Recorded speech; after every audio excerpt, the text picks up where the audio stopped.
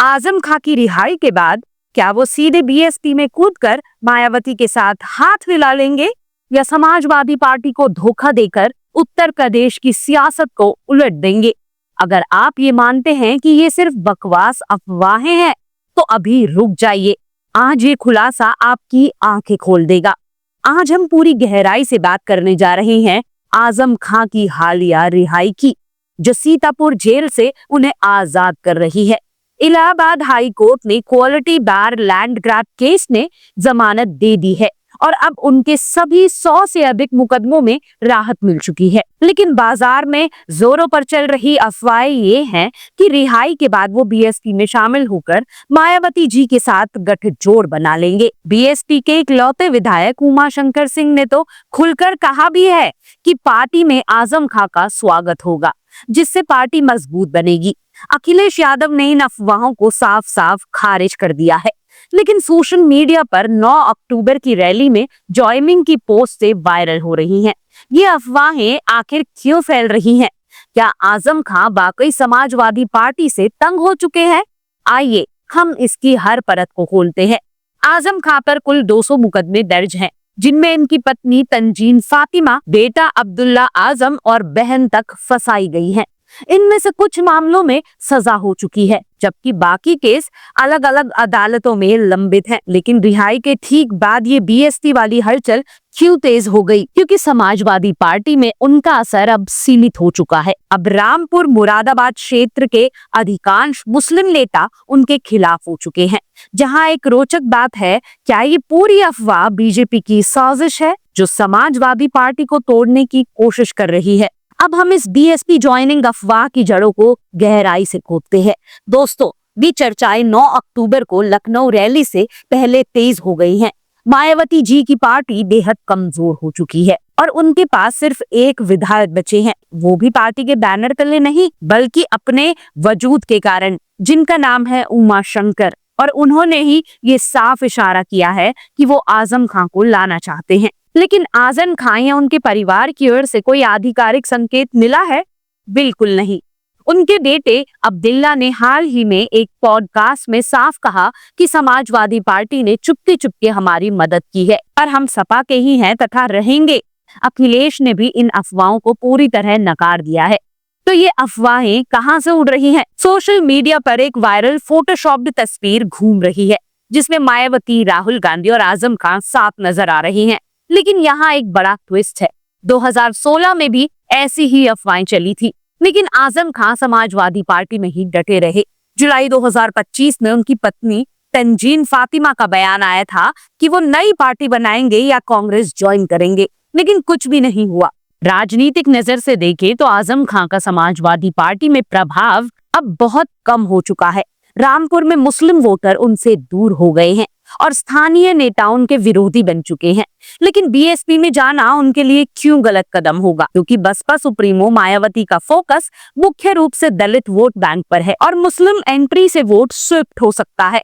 चंद्रशेखर आजाद की आजाद समाज पार्टी से आजम खां की नजदीकी तो बनी हुई है, लेकिन चंद्रशेखर का उत्तर प्रदेश में राजनीतिक वजन अभी पूरी तरह साबित नहीं हुआ है। राजनीतिक दृष्टि से मैं ये कहूंगी कि ये अफवाहें बीजेपी की साजिश ज्यादा लगती है। समाजवादी पार्टी को कमजोर करने और मुस्लिम वोटों को बांटने की कोशिश। लगातार जमानत मिलना और नए मुकदमे बनना, ये सत्ता पक्ष और आजम खां के बीच की खींचतान का नतीजा है। लेकिन आलोचनात्मक रूप से देखें तो आजम खां जल्दबाजी में कोई कदम नहीं उठाएंगे। रिहाई के बाद वो रामपुर पर फोकस करेंगे और समाजवादी पार्टी में ही वापसी करेंगे। लेकिन एक और बात है, क्या कांग्रेस की कोई लॉबी उन्हें खींच रही है? आप इस पर क्या सोचते हैं? कृपया कमेंट्स में अपनी राय जरूर बताएं। अब हम उत्तर प्रदेश की समग्र सियासत पर इस रिहाई और अफवाहों के संबंधित प्रभाव की चर्चा करते हैं। अगर आजम खां वाकई बीएसपी में चले गए तो पश्चिमी उत्तर प्रदेश में मुस्लिम दलित गठजोड़ मजबूत हो सकता है। इससे समाजवादी पार्टी को 5 से 7% वोटों का नुकसान हो सकता है और अगर ऐसा हुआ तो इससे 2027 के चुनावों में बीजेपी को बड़ा फायदा मिल सकता है। समाजवादी पार्टी का पीडीए फॉर्मूला हिल सकता है और अखिलेश यादव का मुस्लिम वोटों पर नियंत्रण कमजोर पड़ सकता है। बीएसपी को इससे बूस्ट मिलेगा। खासकर 9 अक्टूबर की रैली में अगर ज्वाइनिंग हुई, पार्टी का वोट शेयर उछाल सकता है। लेकिन अगर वो समाजवादी पार्टी में ही रहे तो रामपुर सीट मजबूत बनेगी और मुस्लिम वोट एकजुट रहेंगे। 2019 के समाजवादी बीएसपी गठबंधन टूटने का उदाहरण याद रखें, उससे बीजेपी का फायदा हुआ था। अब रिजर्व गेम चल रहा है। ये अफवाहें समाजवादी पार्टी को अलर्ट कर रही हैं और गठबंधनों को टाइट करने पर मजबूर कर रही हैं।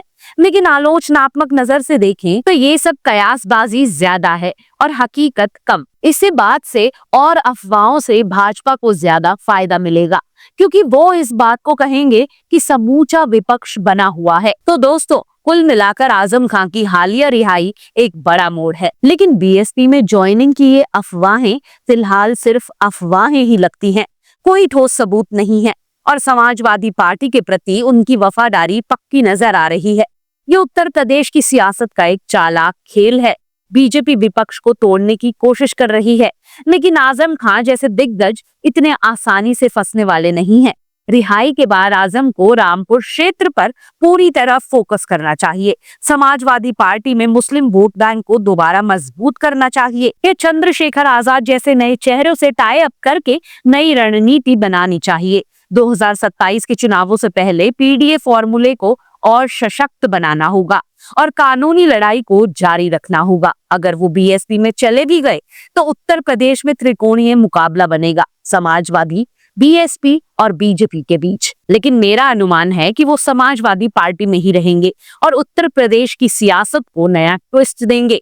दोस्तों, आपको क्या लगता है? क्या आजम खान समाजवादी पार्टी में ही डटे रहेंगे या बीएसपी में धमाका करेंगे? कृपया नीचे कमेंट्स में अपनी राय जरूर शेयर करें। अगर ये एनालिसिस और डी कोडिंग आपको पसंद आई तो वीडियो को लाइक करना बिल्कुल ना भूलें और अपने सभी दोस्तों के साथ इसे शेयर करें, क्योंकि राजनीति को समझना हर नागरिक का हक है।